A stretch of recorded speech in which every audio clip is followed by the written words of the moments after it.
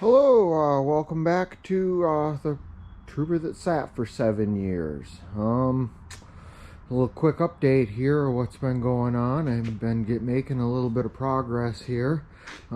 She's back in the shop, spending the day today, taking advantage of some nice weather, and pulled out all the door cards, shampooed them all. Dried them out with the air compressor, put them out in the sun to dry. They should clean up real nice. Got to make some repairs on the door pocket here. They have some elastic that goes through. That elastic is degraded. I'm just gonna screw those shut. Reattaching the elastic is kind of a pain just for the little bit of stretch that you get, and it's prone to failure, so I'm just gonna attach it down with a screw and a bolt on the other side. Holds them in place nicely. I've done it before. It works great. I have completed a second gen Trooper seat swap in this. Was pretty easy. You use two of the same bolts, whether it be the front or the rear bolts.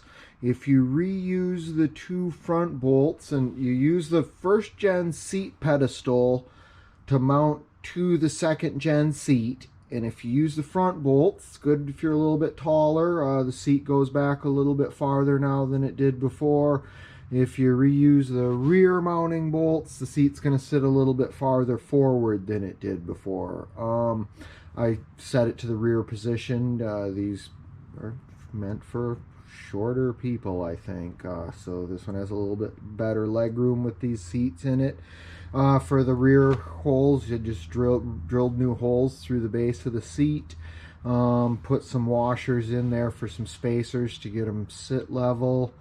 I had to do some carving to the plastic here on the side to get the height adjustment on the pedestal to fit in, but it turned out pretty good. I've also been, I've spent a lot of time lately tuning this thing, and have came to the conclusion that it was the HVAC system causing me problems.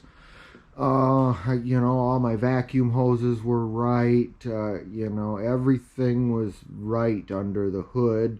But when the heat was turned on at all, it was revving oddly. Now, these have this vacuum control valve over here that when you turn the AC on, it revs the engine up a couple hundred RPMs to account for the load on the AC compressor. And this thing was just revving wildly all over the place. The valve seemed good. Like I said, everything under the hood was right. The compressor's good. The clutch was working good. So I dove in underneath the dash here. Somebody had been in the HVAC system before. At first I was hoping, you know, so back up a second, the HVAC was also not working properly on this car.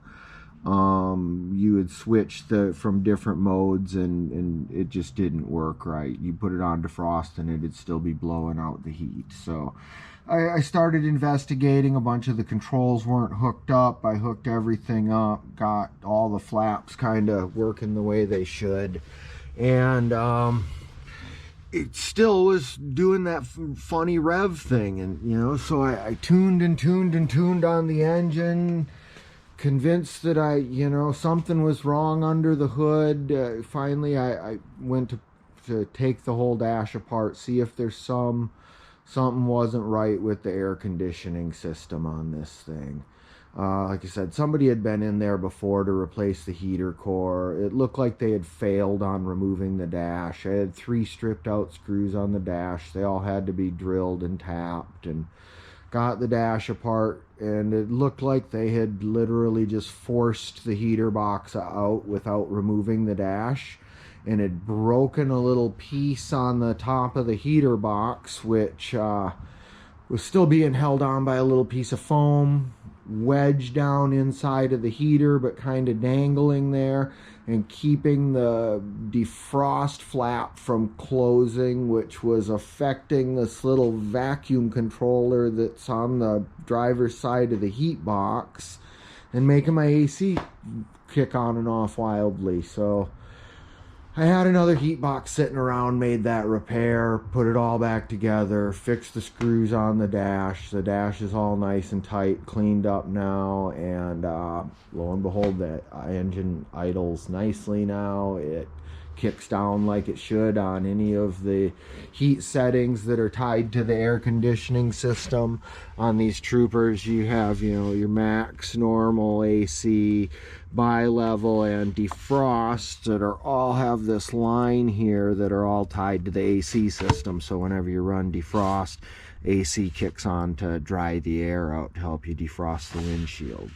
So all that stuff's working dandy now, and I've moved on to other stuff like cleaning door cards and lubing window tracks, you know, stuff that needs to be done to get this thing cleaned up, stuff that's not such a headache to do, you know, trying to solve problems. There's no problems to solve with cleaning door cards. So yeah, start to work on cleaning this thing up. I was at the junkyard today, got myself a nice set of second gen floor mats that are being washed up here. They got the little Isuzu logo on them. Those fit nicely in the first gen, so have some nice floor mats for like $1.50 at the junkyard. And got myself a made in 2020 battery for it. So I don't know, I've been using my Optima out of my Samurai working on this thing so it can have its nice own new battery now. So anyway, that's the update here. Lots more stuff to come on this, so stay tuned. She's a runner and a driver now. Oh yeah, my brakes were hanging up a little bit on this thing when I moved it around. I found that it had all new brake pads at all four corners, but hanging up for some reason. It was the emergency brake cable was seized up.